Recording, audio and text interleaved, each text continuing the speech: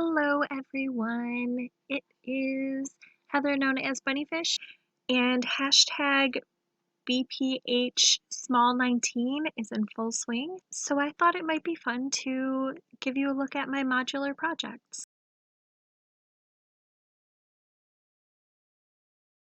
This is the first blanket that squares go into, and look what I found. It's almost finished. So these are the yarns that I have set aside for this blanket. Obviously way more than 11, and I actually have 2 squares started. So I just need to pick out 9 more of these yarns to be made into barn raising squares. That's amazing. These are what I've decided on. 2 sport weights because they'd go fast. And this was the original trough design. I picked this because it was really bright. This was really bright. This has sparkle in it. This is bright. These I used together to make Dirk the Dragon for Jenna of 716. She dyed the yarn for it. And then I already have these 2 squares started. Yarn was used in the same shawl as these 2, so I felt like it had to go in. Only 11 squares to go. And then blocking and seaming, of course. Maybe I'll try to get more of that done during this knit along time. The next blanket in order of preference where yarn goes is this mitered square blanket, which is for me. And all of the squares have to have blue or green in them somewhere. Sometimes it's just a little speckle, sometimes they're little stripes.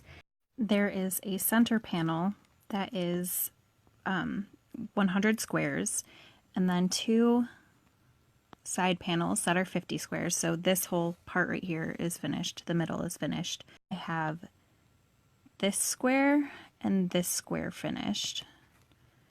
So I'm working on this square, or not square, this rectangle, and this rectangle.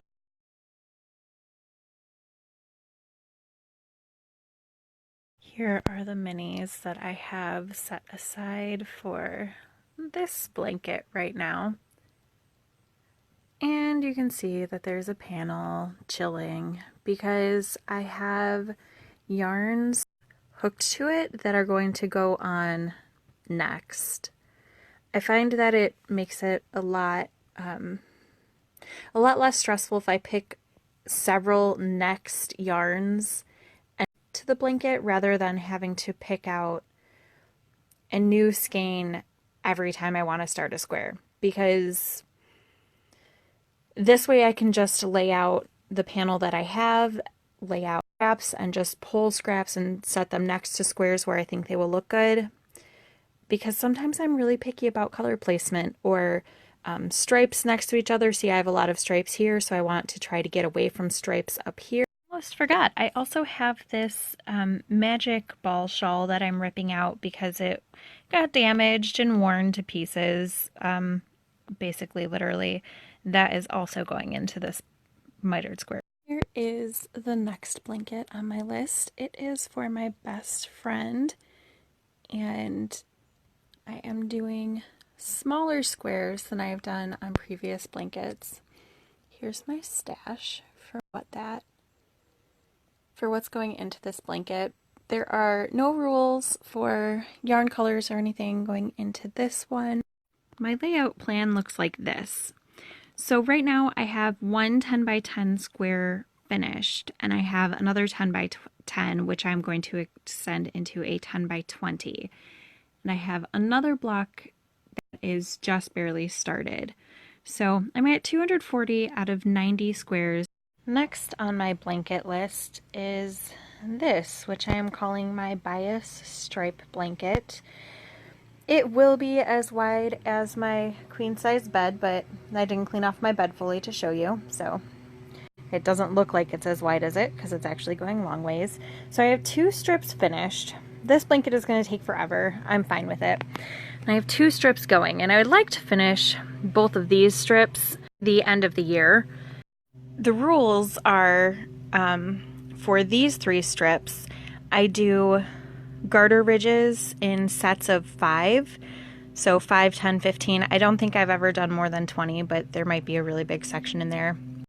On this one though, I have self-striping yarn, so I do a full repeat of the stripes. And I don't know how many self-striping strips I'll have. Depends on how many self-striping yarns I use. But I'm really excited to have that work up beautifully. Okay, so my finished strips are folded. They're connected. So I guess it's one strip now. It's folded into thirds. So I'm about a third, almost a third of the way done with both of those stripes.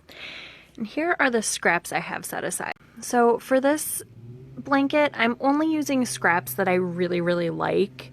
It's a little bit out of order, but this is blanket 8 of 9, and these are the minis. I'm making the northeasterly, and I just happen to bring this whole project with me. So this is what I have. I just started it a couple weeks ago, maybe 3-4 weeks ago, I don't know, very recently.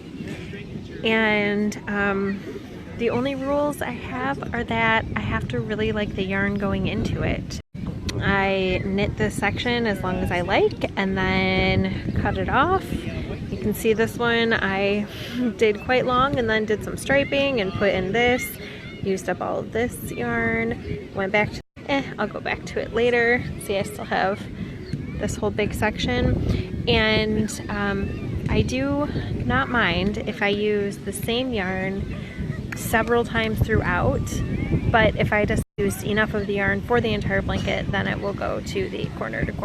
Here is my Hexapuff blanket, which I don't have all of the hexies out. As you can see, I did not clear off my bed.